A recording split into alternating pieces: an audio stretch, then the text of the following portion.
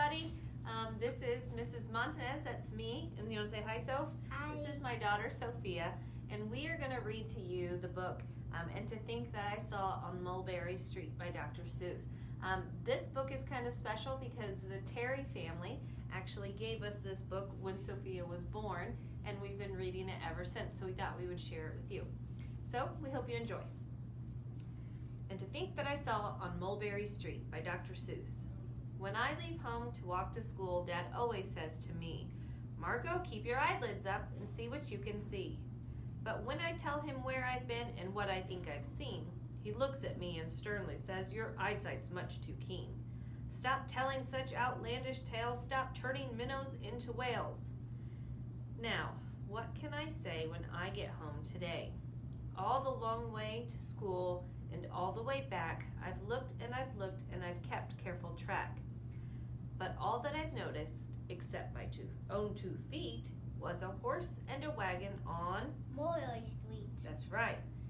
That's nothing to tell of. That won't do, of course. Just a broken down wagon that's drawn by a horse.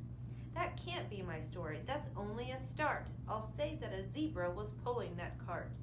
And that is a story that no one can beat when I say that I saw it on Mulberry Street. Yes, the zebra is fine, but I think it's a shame.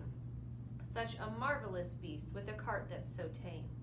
The story would really be better to hear if the driver I saw was a charioteer. A golden blue chariot, something to meet, rumbling like thunder down Mulberry Street. Now it won't do at all, a zebra's too small. A reindeer is better, he's fast and he's fleet, and he'd look mighty smart on old Mulberry Street. No, it won't do at all. A zebra's too small. A reindeer is better. He's fast and he's fleet, and he'd look mighty smart on old Mulberry Street. Hold on a minute. There's something wrong. A reindeer hates the way it feels to pull a thing that runs on wheels. He'd be much happier instead if he could pull a fancy sled. A reindeer and a sleigh. Say, anyone could think of that. Sophie, or Fred, or Joe, or Nat.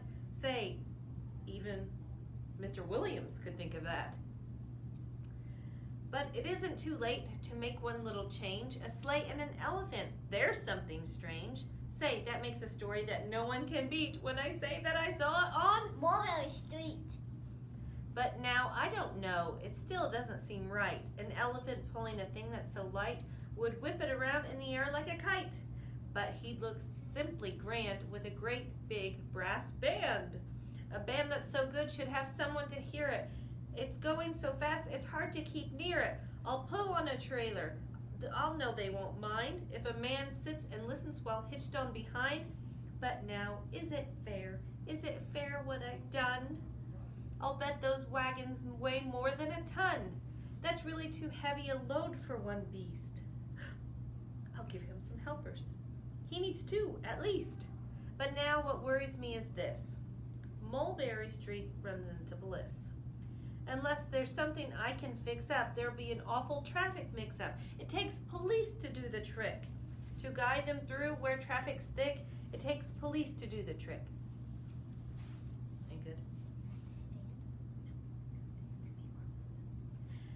They'll never crash now. They'll race at top speed with Sergeant Mulvaney himself in the lead. The mayor is there and he thinks it's grand. He raises his hat as they dash by the stand. The mayor is there and the aldermen too, all waving big banners of red, white, and blue. And that is a story that no one can beat when I say that I saw it on Mulberry Street. With a roar of its motor, an airplane appears and dumps out confetti while everyone cheers. And that makes a story that's really not bad, but it still could be better. Suppose that I add a Chinaman who eats with sticks, a big magician doing tricks, a 10-foot beard that needs a comb. No time for more, I'm almost home. I swung round the corner and dashed through the gate. I ran up the steps. I felt simply great, for I had a story that no one could beat, and to think that I saw it on Mulberry Street. But Dad said quite calmly, just draw up your stool and tell me the sights you saw the way home from school. There's so much to tell. I couldn't begin. Dad looked at me sharply and pulled at his chin. He frowned at me sternly from there in his seat. Was there nothing to look at, no people to greet? Did nothing excite you and make your heart beat? Nothing, I said, growing red as a beet, but a plain horse and wagon on Mulberry Street. We hope you enjoyed. Thanks for listening. Bye. Bye.